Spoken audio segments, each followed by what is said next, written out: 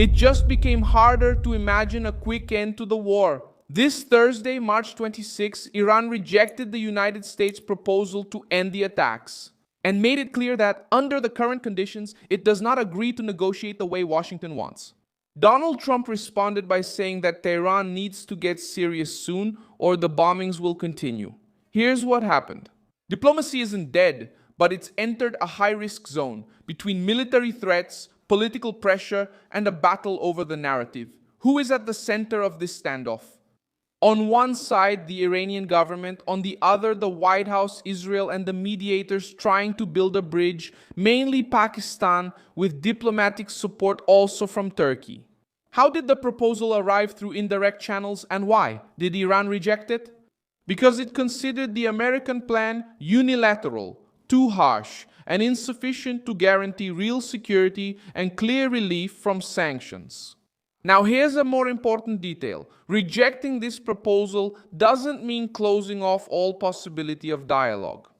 The most reliable information so far indicates that there are no concrete plans for immediate formal negotiations, but indirect contacts are still being maintained.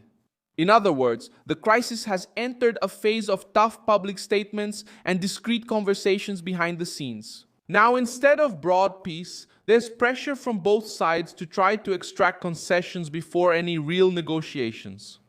The first obstacle to an agreement is the huge gap between the demands. The United States wants to strike at the heart of Iran's strategic capability, with heavy demands on its nuclear program and missile program. Iran, on the other hand, demands guarantees against new attacks and compensation for the war, and an arrangement that doesn't make it look defeated in front of its own people and its allies.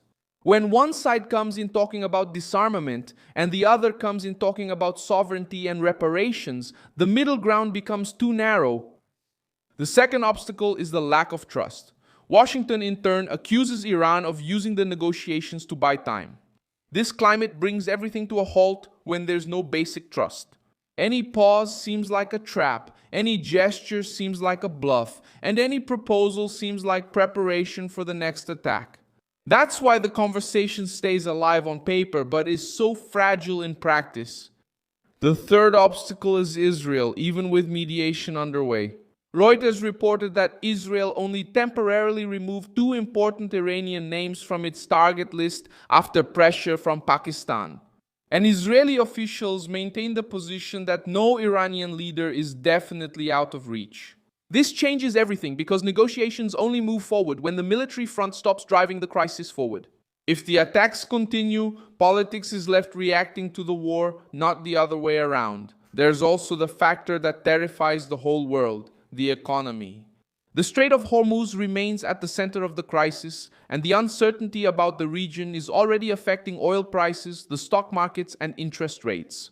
The APA reported that Brent crude went up and that global markets fell again as tensions increased, while governments like South Korea's have already announced emergency measures to cushion the shock.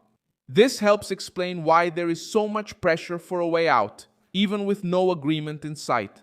So right now, the most honest answer is war with parallel diplomacy.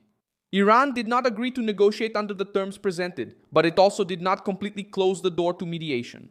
The United States says there is still a path to an agreement, but it continues to threaten further military action. The coming hours and days are expected to be marked by more tension, more public statements, and more indirect contacts, and a dangerous feeling that a miscalculation could make everything explode again.